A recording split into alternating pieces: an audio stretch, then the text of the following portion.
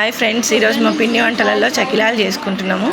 చకిలాలు చేసే విధానం: ముందు రోజు రాత్రి బియ్యం నానబెట్టి మర్నాడు వాటిని ఒక 10 నిమిషాలు బట్ట మీద ఆరబెట్టి తర్వాత పిండి గిన్నెకి ఇచ్చి పిండి ఆడించుకోవాలి.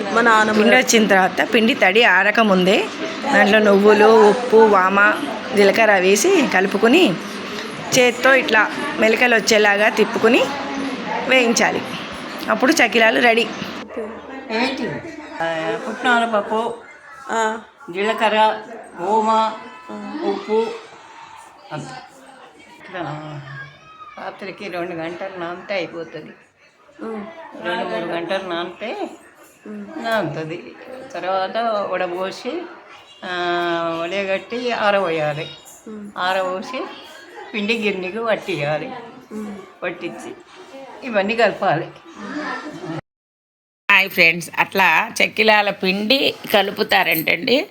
ఆ పిండి మొత్తం 4 గంటలు తడిపి మామూలు అరిసెల పిండి లాగానే ఆ పిండి 4 బియ్యం కలిపి దాంట్లో వాము కూడా 4 గ్లాసులు వేస్తారు. బియ్యం 4 కిలోల బియ్యం పైన ఉంది కాబట్టి 10 కిలోల బియ్యం ఉంటాయి. దానికి 4 గ్లాసుల వాము కలుపుతారు.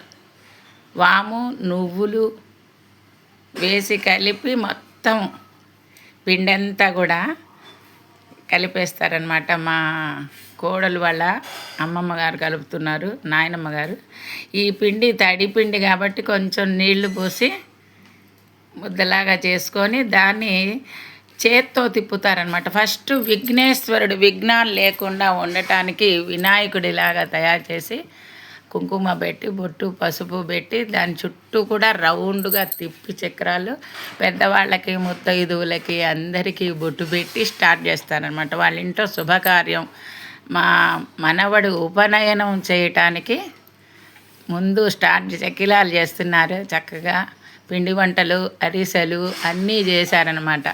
ప్రతి వంట కూడా జోల్లో వేయటానికి చెయ్యాలి కాబట్టి మా కోడలు వాళ్ళ అబ్బాయి ఉపనయనం కాబట్టి స్టార్ట్ చేస్తున్నారు.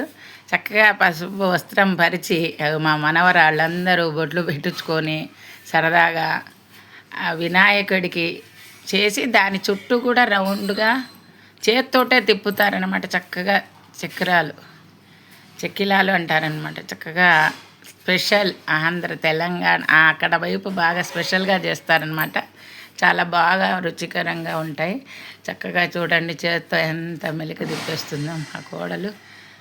అలా తిప్పుకుంటూ రౌండ్ కావాలన్నమాట. చక్కగా చాలా రుచిగా కూడా ఉంటాయి. అందులో నువ్వులు, వాము డైజెస్ట్కి బియ్యపిండి, వాము, నువ్వులు కలిపి చేస్తారు. చక్కటకటక చేత్తో తిప్పేస్తారు. ఎంత బాగా వస్తాయో చూడటానికి చూడండి, మెలికలు తిరుగుతూ చాలా బాగుంది. ఈ పిండి వంటలు హైదరాబాదు అటువైపు చాలా బాగా చేస్తారనమాట. అక్కడ వైపు ఇవంతా కూడా ఈ బియ్యంలో పెట్టేస్తారనమాట. వినాయకుడిని చేశారు కదా, ఆ విఘ్నేశ్వరుని ఈ పని అయిపోయినాక దాన్ని బియ్యంలో పెట్టి తీసి పెడతారంట. తర్వాత ఈ అందరూ కలిసి కూర్చొని నలుగురు కలిసి చేస్తారు. ఈ చెక్కిలాలు అంటారు, చాలా రుచిగా ఉంటాయి. మా ఆడపడుచుకు కూడా చాలా ఇష్టము ఇలాంటివి. మనకి ఇక్కడ చేయం కాబట్టి అక్కడ బాగా చేస్తారు, చాలా బాగుంటాయి. తినటానికి కూడా రుచిగానే ఉంటాయి అన్నమాట. బియ్యం పిండి నానబెట్టి అరిసెల పిండి ఎలా తయారు చేస్తారో ఆ విధంగానే ఇది అరిసెలకైతే 1 రోజు 2 రోజులు నానబెడతాం మనం. అలా కాకుండా 4 గంటలు నానబెడితే సరిపోతుందంట. 4 గంటలకి చూడండి ఎంత బాగా, అది కూడా చేతి ఆర్ట్ అండి. చక్కగా ఎంత బాగా వైష్ణవి ఆ కోడలు అక్కయ్య చక్కగా తిప్పుతుంది, ఎంత బాగా. అది కూడా అందరికీ రాదు, చాలా నేర్చుకోవాలి తిప్పటం కూడా. ఎంత పెద్దదిగా చక్కగా తిప్పుతుంది, చాలా బాగా వస్తుంది. రకరకాల పిండి వంటలు బాగా చేస్తారు ఇటువైపు. ఎంత హైదరాబాదు చేయకుంటాక వచ్చామన్నమాట. అక్కడ పిండి వంటలు తయారు చేస్తున్నారు మా కోడలు వాళ్ళ అక్కయ్య వాళ్ళ ఇంట్లో. వాళ్ళ అబ్బాయి ఉపనయనము, అందుకని అన్నీ తయారు. చూడండి అందరూ కలిసి ఎంత బాగా తిప్పారో చూడండి, ఎంత బాగా చేత్తో. ఇవి కాసేపు గాలికి ఆరిన తర్వాత నూనెలో వేసి వేయించుతారు. ఆరాలి, పచ్చి పిండి కాబట్టి కొంచెం ఆరాక నూనెలో వేస్తారనమాట. నూనెలో వేసి వేయించిన తర్వాత చాలా బాగా ఎర్రగా వేగుతాయి. ఉపనయనంలో వేయటానికిను నలుగురికి పంచటానికి పిండి వంటలు తయారు చేశారు. అరిసెలు, చక్రాలు, తర్వాత కజ్జికాయలు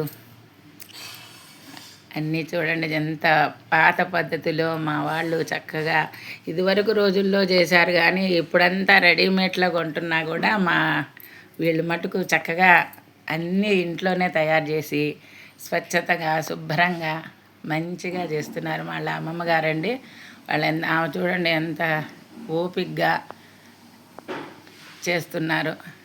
చూడండి, ఒక్కొక్కటి గరిటెతో తీసుకొని అది నూనెలో వేయటం విరక్కుండా దేవుడికి తలుచుకొని విఘ్నేశ్వరిని తలుచుకొని చేశారు. అన్ని విఘ్నాలు లేకుండా చక్కగా ఆరాలన్నమాట. ఆరితే ఇబ్బంది లేకుండా నీట్గా వస్తాయి. ఒక తడిగుడ్డ పరిచి దాని మీద వేశారనమాట. ఇవన్నీ కూడా చూడండి ఎంత బాగా చేస్తున్నారో. అందరూ తలా ఒక చెయ్యి వేస్తే కానీ ఏ పని కూడా ముందుకు రాదు.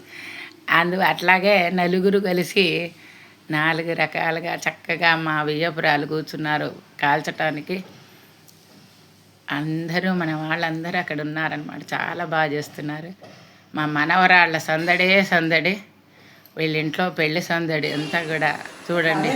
అలా చక్రాలు ఎంత బాగా వచ్చాయి చూడండి. అట్లా చేత్తో చేసి ఆ స్టవ్లో కాల్చాలి. బాగా నీట్గా వచ్చేసినాయి చక్కిలాలు.